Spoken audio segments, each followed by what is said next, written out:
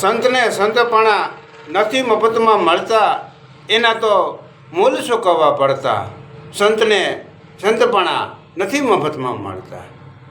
બાપા, આ સંત જે છે એને સર્વે માનવ જાતિ, પશુ પંખી, જીવ જંતુ એની ઉપર સદાને માટે દયાભાવ અને લાગણી રાખે છે અને કોઈ જીવને દુઃખી ન કરે અને બધાને એક સમાન માને.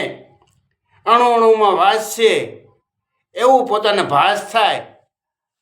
અને સંત એ કોઈનો દિલ ન દુભાવે અને કોઈની આતાડી ન કસવાવે અને બધાની આતાડી ઠારે. આને સંત કહેવાય છે. એટલે સંતને તો ઘણી કસોટી પડે છે, સંકટ આવે છે, પણ છતાંય એનું મન અડગ હોય છે.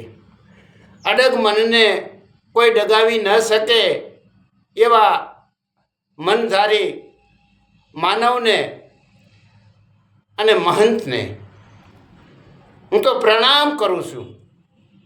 કારણ કે એના જીવનની અંદર પોતાને માટે કાંઈ ઈચ્છી નથી, ઈચ્છા અને કરવાય પણ માંગતો નથી. પોતાના ખાતર કાંઈ નહીં, પરમાર્થના કામમાં એ પોતે રેશો બેસો રહે છે અને બધાની માથે હાથ રાખી અને હંમેશા અમીનો વરસાદ વરસાવે છે. એના કોઈ ન હોય ઉષા, કોઈ ન હોય નિશા, એક સમાન ભાવ રાખી અને ભાવનાથી એ પોતે વર્તતો હોય. આવા સમર્થ મહાન સંતો આપણા ભારતની અંદર થઈ ગયા છે. અને એના તમને ખબર જ છે, સંત ઉગારામ બાપા, એનો વિચાર તો કરો.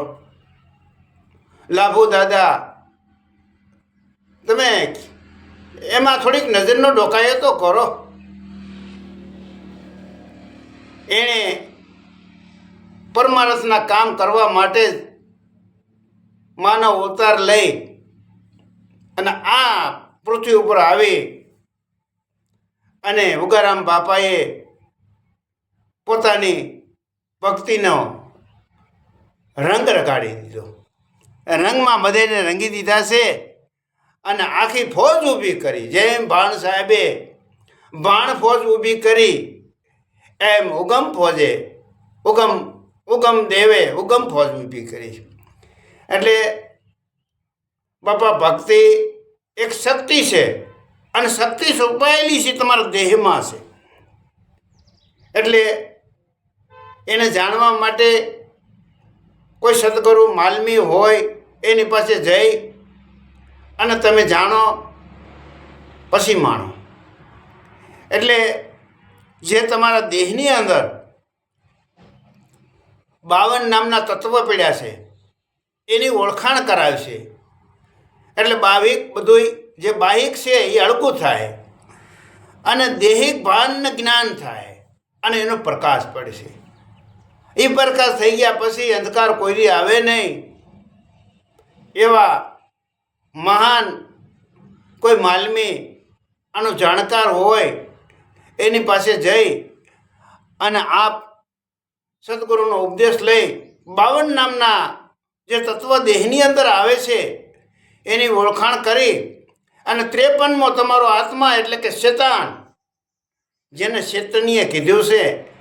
આ ચેતનાની જાણ થઈ ગયા પછી ખ્યાલ આવી જાય છે કે હું કોણ છું, હું ક્યાંથી આવ્યો છું, કેમ જન્મું છું અને કેમ મરી જાઉં છું. આ બધાય પ્રશ્ન બાપા તમને ત્યાં મળી જાય છે અને શાંતિ ભમાઈ જાય છે. એટલે કોઈ જ્ઞાની ગુરુ હોય એની પાસેથી ઉપદેશ લેવા અને જાણવા. અને આ વાતમાં જો તમારો વિશ્વાસ પડતો હોય અને ધ્યાન ધરતા હો અને ધ્યાન ન લાગતું હોય તો ગમે ત્યારે મારી મુલાકાત તમે લઈ શકો છો. અને હું ધ્યાનના ધારણા કાયમિક તમારી રહે એવી તમને બાહેંધરી આપું છું.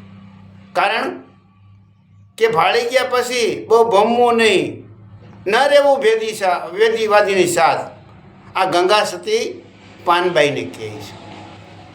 એટલે ઘણી વાતો છે, પણ આપણે એટલી વાત કરી અને અહીંયા આપણી વાત પૂરી કરી.